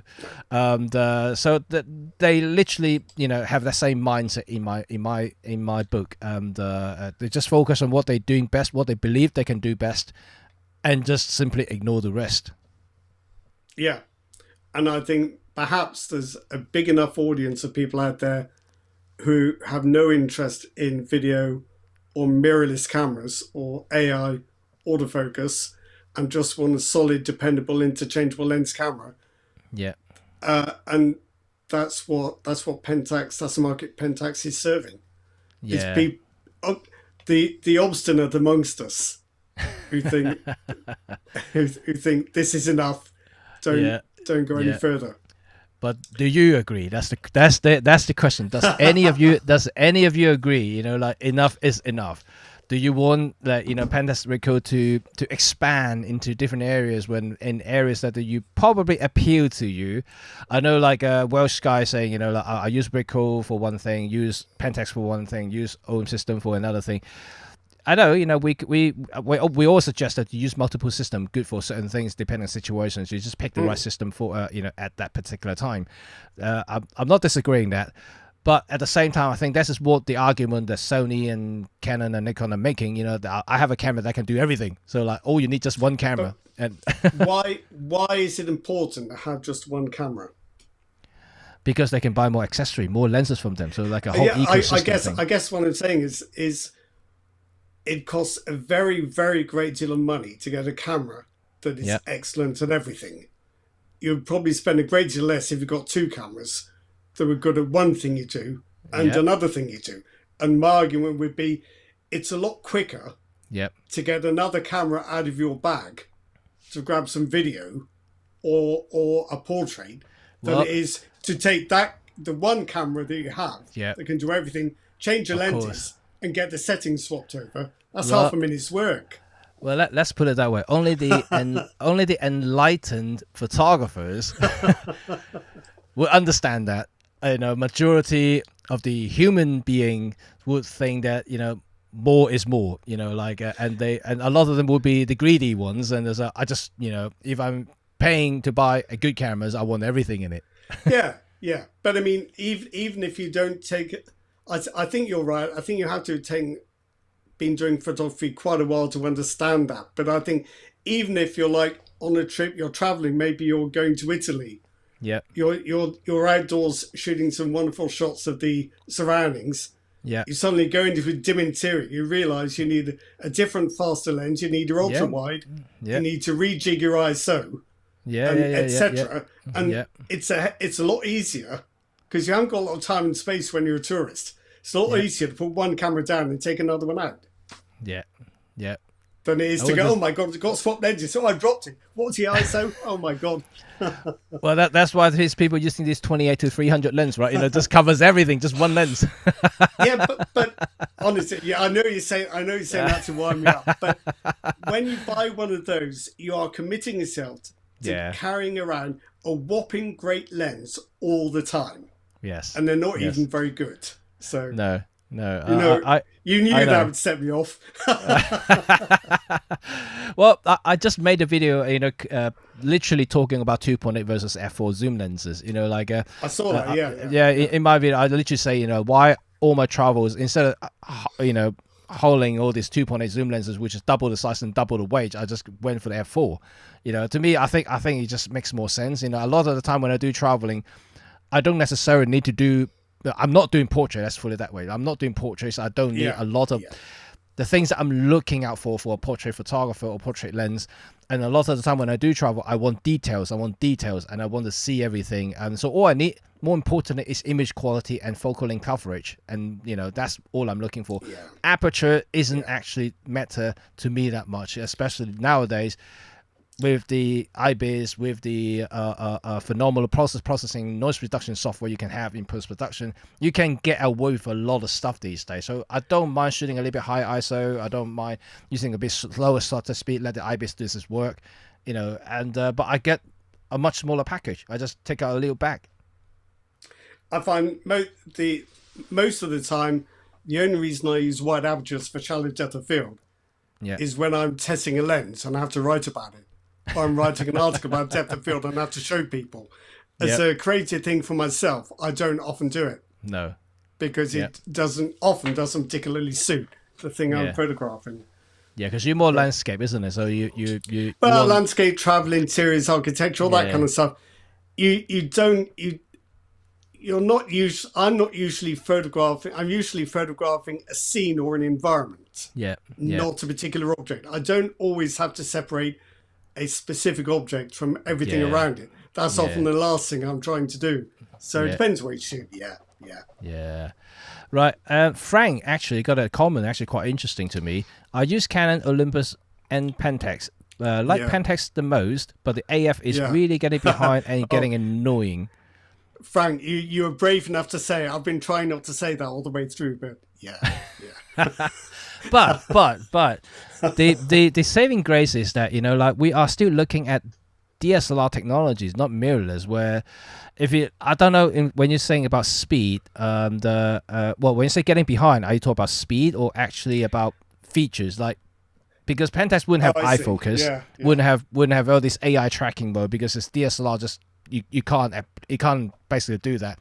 And so I think unless Pentax doesn't basically release a mirrorless cameras, I don't think those technologies would come into any of the DSLRs because it's just physically impossible. And unless you use live view, which is what Canon DSLR used to do, in the dual pixels, and you have to switch on live view to do that. But then you have to hold the camera like straight with an arm instead of using the viewfinder, and it's also a bit awkward to shoot with as well. Yeah, I think so. I don't think there's any point Pentax in trying to match the technologies. But if they could just do something about the AF actuators and adjust responsiveness for stills photography. It's just embarrassing if you're trying to do street photography or just get out of the way quickly at a tourist attraction. Yeah. If you've got a camera that's going click, click, click, where, click, click, where, and you're trying to get it focus.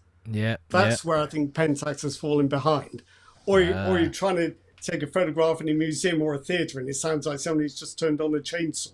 That's embarrassing. Well, that I know. It's quite funny these days with all the silent shutters things that you go with the mirrorless. You literally don't hear anything when people shoot. So no. It's. I know it can be better in those circumstances. Yeah. In some, but I still think it's a little bit sneaky. Sometimes I just don't know whether that person's done a shot. Yeah.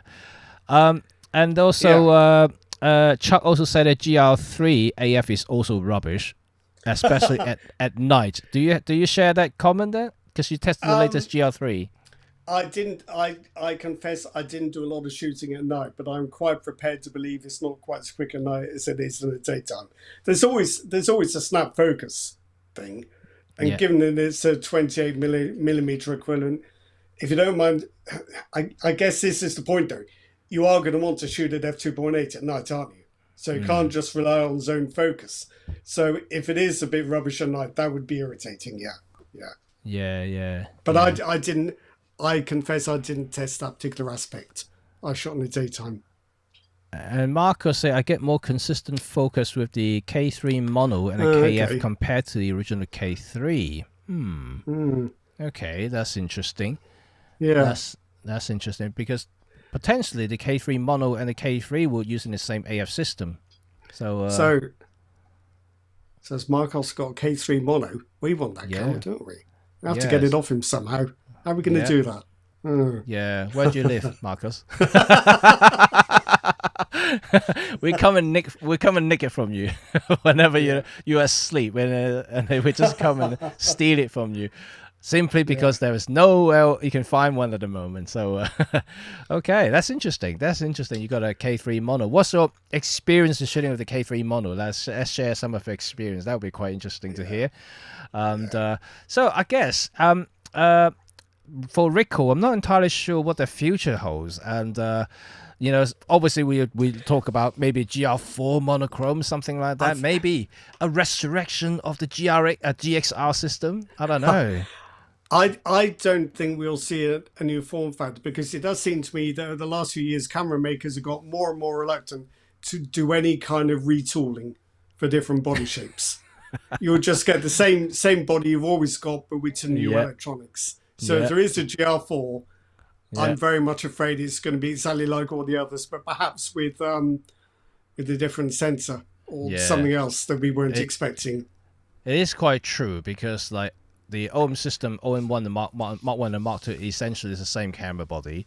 And then the same thing can be said with the Sony Alpha series. They're all the same body. They're all the same bodies. The Lumix camera, the S5, S5 1, 2, and the G9 Mark II, all the same bodies. Yeah, you're quite right. They all seems to be just using the same mold. Sony A6000, all the same, except the ones with IBIS are a bit thicker at the back. Yeah, it's very disappointing. Marcos is in New York. That's no good. That's disappointing. It's very disappointing. Right, no worry. Let me come to New York for shoot, and then I'll get it off from you.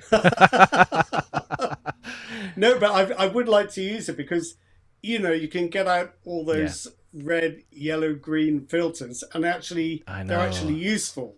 They don't make any difference with the regular sensor, because all they're doing is shutting off half the photo sites. Yeah, and you're in the same position as if you mixed your channels later in software. But with a monochrome sensor, they will actually do something useful. Yeah, I think shooting with the monochrome is definitely the digital monochrome is certainly very much like shooting with film. In terms of experience, I think that's the way I put it. As well, it kind of shuts down your choices, which I think is a good thing, really, because if you limit all the things you've got to think about from the start, you're going to be more creative in that particular zone, I think. Yeah. If everything is possible, you're not going to decide on anything. Yeah. Marco's saying orange filter is my favorite for landscape and portrait. Yeah. I'm not sure about orange for portrait. Orange makes portrait skins very white, so I think yellow is probably more subtle in that case. I prefer yellow for portrait, just because I'm a portrait guy. So that's why I say it. Okay. Would it be good for people with quite spotty? Orange, possibly, and also maybe slightly darker skin tone people that might want to see themselves slightly lighter, then you may want to use an orange filter. That might work. So I guess depending on the situation, but majority of my clients, I think that I usually use a yellow filter in the film days anyway, and these days I haven't got a monochrome, unfortunately, so maybe you can maybe I should get one from you. Okay. What else there? Oh, Welsh guy had a very interesting Ricoh camera there. I think the theater is that's the 3D one. The theater, the 360, the 360. Yeah. What happened to it? Like seems to be Insta360 is taking over the world. Like the theater has gone somewhere else. I think there was some muddle over which one was current, and then there was a new one. It just wasn't in stock in loads of places, and it's kind of just dribbled into production and availability. But you mentioned Insta360. That reminds me, because the Insta360R system is modular, just like the Ricoh GXR. So that you can swap in a 4K kind of action cam module, or a twin lens 360 module, or I think there was a 1-inch 4K module as well. Yeah. So there we are. The concept did not die. It's just the concept did not die. Insta360's doing it. So maybe it is time for Ricoh to relaunch the GXR. I think you know, potentially that's something to be scream about. Perhaps make it a little bit more retro styling. You know, then you throw in a couple of modules that equally retro, and then that would be quite cool. Yeah. Well, Welsh guys say the K3 mono is reduced to 1800 currently. Is it really? Ooh, where did you see it? Because we just hear that no one can get hold of one. And that would be quite interesting. Let's have a look. I'm told that Andrew Banner just say, I'm told that if you take a picture of David Dickinson or Donald Trump with an orange filter, they vanish. Yeah, I didn't want to repeat that. Oh dear. It's 1950 at Wex, and they had them in stock. Oh, but 1950.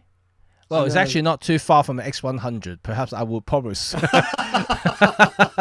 And you can get hold of one. How opposite can you get? Yeah. I don't suppose anyone has got the X106 at all. Yeah. That's 1600. Yeah. It's not far off. And Wex still has it on pre-order. I think they need to change that flag somehow. Yeah. Pre-order. Yeah. Just say that unavailable, sold out, whatever. Yeah. I wonder if Park Cameras has it. I'm sure B&H would have it. They've got everything. Yeah. But yeah, my goal is definitely have to get a monochrome digital camera. That's my goal. At least have one in my collection, and then I will complete my sensors collection. Oh, I see where you're going with this now. Yeah. I don't need megapixels. I just need colors, black and white, different formats, which I have already, and then just a little bit of a collection thing. Gas is all we have, right? Gear acquisition syndromes, and unfortunately, just if anyone is interested, it's not Pentax, but it's an indication that fashion and cost don't necessarily tell you how good a camera is. So I paid not much money for one of these. Anyone remember these? Yes, Canon DSLRs. It's Pentax. Canon EOS 50D. Not Canon's finest sensor, but it's essentially... It looks new to me. It is. It's unmarked. 15 megapixels. 15 not very good megapixels, if I'm honest. But 6 frames a second, built like a tank, and the Canon... What did you call it earlier, Jimmy? The Canon rotary dial. Yeah, the scroll wheel, whatever they call it. The last of the double-digit Canons to have that. Yeah. So Chuck said that's his first camera. 12.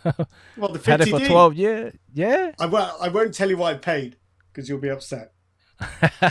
It's not fair on the camera. It's £104.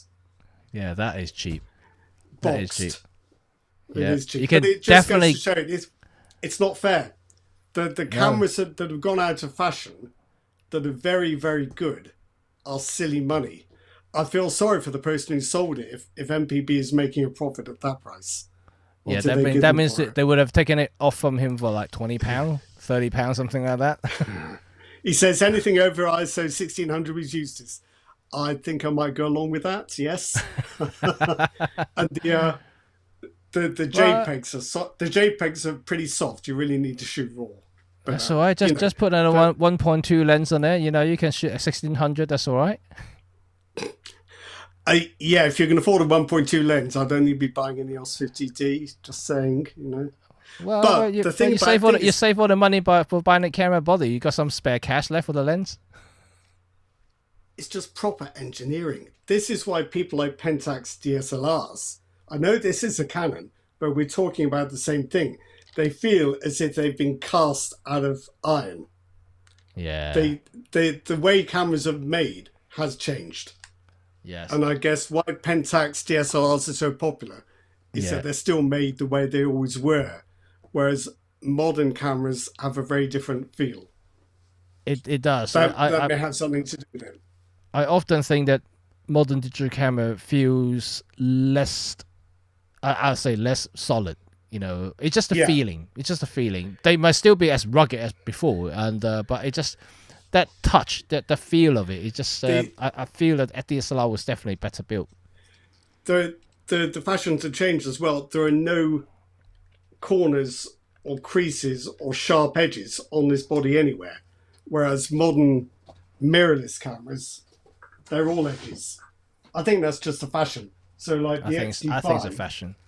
The XT5 is all edges. Yeah. Whereas something like the EOS 50D is all curves, but Yeah. But well, I think that's got a lot to do with it. If, like me, you like the feel of a DSLR design, that's why there's a considerable appeal still for the Pentax brand, because Pentax is the only company still making cameras that way. Yeah. And I don't know how long they're going to last for keep making the cameras that way. And, well, we might have said that 10 years ago and they're still here. Yeah, that's true. So I guess, this is probably towards the end part of today's chat. And it's interesting to see everybody's reactions about Pentax and Ricoh. We certainly feel passionate about these two brands by the looks of the responses that we have. So, yeah. And which is pretty interesting because, like I said right from the beginning of the chat, I think these two brands are known to photographers, and they are all representing some kind of values in our hearts. If you are passionate about your craft. Whether you have used the gear or not before, and you certainly have learned about them, through histories or just through talking to colleagues or other people who are in the photographic field. So it's an interesting brand, and also very interesting company, simply because they don't operate the same way as all the other mainstream companies out there, and like we said, they seem to be releasing the products very randomly. There's no schedules or anything like that. Very apparent that they probably don't have much R&D either going forward. No. They're just simply tweaking and doing the same thing over and over again. But what it's like, what else can we do with what we've got that we haven't done before? It's kind of it seems to be that kind of mentality. Yeah, it's certainly very, I don't know, I wouldn't say stubborn. Are they stubborn? They're probably stubborn. Probably, but I think that they're making the best of limited resources and trying to hone in on the thing that has made the brand successful. And I think ultimately, what I think we're starting to see a bit more now is that now the camera market is really very mature. There are some people who will come across a camera and it'll be so exactly what they want. They'll say, this is it. You can stop. And all the developments that come afterwards, they're not interested in because they're in a different direction. Yeah. They've already got the camera they wanted. And I think perhaps that's what's working for Pentax. They found a formula that people want. And they're happy to stop at because this is exactly as far as they want to go. Yeah. I think so. But what do you guys think? Please do leave some comment. Either in the chat room or later on when this stream is finished, because I think it would be good to hear from all of you photographers out there to express your feeling towards these two brands, and hopefully Pentax or Ricoh would read some of them, and so that you see that we do care. We do care about you, and we do not want to see you disappear from the industry. But we'd like to have some sort of indication, perhaps, what sort of thing that you may be aiming outside of what you are currently doing, simply because we have seen literally the same product for the last 10 years. And steady. Any kind of lights that can be shed, it could be a good indication whether we know that you are working on something, or maybe perhaps continue to be working in this industry and hopefully pleasing our us photographers out there with your innovative products, if I can say. And I'm not talking about film cameras. Film can be I don't know, fashionable, so I don't know how long this will last, but hopefully a bit longer, because I do like film myself. And so we shall see what's gonna happen. But I guess that will be the end of today's chat. Anything else you may want to add, Rod? Yeah. bring back the KS1 with all the colors. That's what we want. For me, GR4 monochrome. Okay. GR4 monochrome. That would make my day. That would make my day. Well, that's pretty different all round. Okay. Yeah. Well, we need a monochrome point and shoot, right? You know, we have monochrome rangefinder. We have monochrome. Well, actually, no. The Q3 monochrome is point and shoot, but it's just too expensive. You know, like you're spending $7K for a camera. It's just a little bit too much.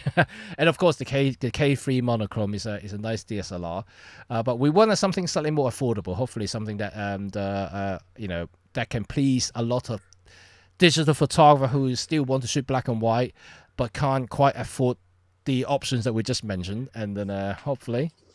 And unless I'm mistaken, the GR3 can do an in-camera grain effect. Am I right? I'm not sure. Anyone can shed some light on that one? So maybe a GR4, which actually bundles this stuff into convincing film simulations that are accessible, would be quite nice. Yeah, you know, like I know Fujifilm does their own kind of film simulation, but maybe Pentax and Ricoh can have a partnership with Ilford or some sort of black and white film stock. Well, do you know that's not a bad idea, is it? Some kind of partnership. They don't have to simulate every brand. No. Kodak's not around anymore in the same form, so you can't partner with Kodak. But yeah, you could have Pan F, FP4, HP5 simulation. Yeah, that would be cool. There are no kind of easily licensable color films, are there really? But even just that'd be interesting. Yeah. Just something that goes some way towards the characteristics of those films. Yeah. I think that would be awesome. I think nice. I can dream. I can keep my dream alive, and then now I'm gonna start dreaming tonight. You know, just to think about the GR4 monochrome film GR4, simulation. Yeah. So with a monochrome sensor and those film simulations, I mean, even if it's only 3 films. Yeah, even if you charge me the same price as X100, you know, like I'll still pay it. You could even link the film simulations to the ISO. Gosh. So the grain size. 50. Oh, you'd have to do that. So 50, 125, and 400. Then push the HP5 to 800 or 1600 or whatever. With internal push simulation, you can push 2-stop, make it more contrasty. Oh man, that would be awesome. I never had much luck pushing HP5, but I'm told it can be very good. It's very grainy, but it's very high contrast. It's very very black. Very different to Tri-X, isn't it? But it's very British. Yeah. Very British. Yeah. Very British, very coarse, very coarse. But I like the gritty. I like the gritty feel. I like the gritty feel. Yeah. Yeah. Okay. Cool. So, well. Awesome, guys. Thank you very much for joining us, and I hope you guys enjoyed today's Pentax and Ricoh talk. And we still got a couple of brands to talk about, right? I think we haven't talked about Hasselblad. We haven't talked about Phase 1, but these are probably quite niche, right? This is kind of like venturing out into the more specialized area. I think they are, but what I think is interesting for people who use regular cameras is it's a very different approach to camera design that maybe we kind of miss out on in the mainstream. Yeah. So they do some interesting, incredibly expensive stuff, but interesting too. But what I would like to talk about is Hasselblad in particular. Simply not just about the medium format camera, which is like merely really for the commercial photographers, but it's because they were acquired by DJI, and DJI, although they're making drones, but DJI also has been diversifying very rapidly and very aggressively over the last 4 or 5 years. So it wouldn't surprise me if they suddenly pop a camera out, you know, using Hasselblad technologies, but DJI branding instead of Hasselblad branding. So that might be something that could happen. Maybe a Mavic with a medium format camera unit or something like that. Probably exists already, doesn't it? I'm actually talking about proper camera. So like with a big sensor. Because they already have the cine cameras launched, and but it's on the rig. It's more of a movie camera. But then there's a gimbal. Isn't there a larger format gimbal camera? It's a gimbalized camera, yes. It's so not a hand-holdable camera, but let's say they're really moving that direction of a camera. So like, you never know. Should we talk about Hasselblad DJI in phase 1? It's an odd kind of triangle, but it's interesting because all three are kind of outside of our regular photographic gear, but all of them have something to offer. Yeah, definitely, especially because you know, we are talking about DJI still kind of aerial photography. That's kind of a very niche area they're playing with. But for those who like to use their drone to take aerial photography, which I know quite a few of my friends that do, on top of what they have already, and so that would be quite interesting talk altogether. And also, DJI is going to have to make a camera if Chuck L is right, and they get banned in the States. So they'll have to make a camera then, just as well as more Hasselblad. Yeah, that basically, you know, they might actually. Well, I don't know if any of you actually heard. Apparently, DJI has licensed the drone technologies to another company in China. So they're selling literally the Mavic Air 3 just in a different brand name to be sold in the States, so they can bypass the law, which is DJI. So they use the same parts, same shell. Same, just different brands. that'll work for about a fortnight till the Department of Justice gets on top of that. Yeah. Well, Sky say the free Hasselblad on the moon. Right. Okay, guys. Thank you very much for joining us. And please do remember to stay tuned for upcoming chat. I know that these days is a bit random, simply because I'm a little bit busy. So sometimes that it could be because my schedule, conflicting schedule, that may have to cancel the chat. But last week is more of a technical issue. Last week we cancelled it because for those who tune in, the last chat that we had a lot of major issues of the audio and the connection was keep cutting off. So apparently it was the company that I used to host these live streams had some problem, the backend problem with the software and whatever they mentioned, so they needed some fix. So last week was cancelled because of the reason, so they needed to update their something. So hopefully this week seems to be quite stable, right? We haven't got any issues so far, so touch wood, fingers crossed. And this stays this way. I'm not going to update any more software until I know it's stable. So hopefully next week or the next time we chat, it will be as stable as this week. Anyway, thank you very much for joining us, and thanks Rod for another educational piece today, and talking a little bit about Pentax and Ricoh. And I'm pretty sure that all of us for TAR would be continue to come back and listen to your knowledge about the photographic sector. It only appears to be knowledge, Jimmy. and you may have another impulse buy next week. You never know. Yeah, I wish I knew what was coming next. I honestly do.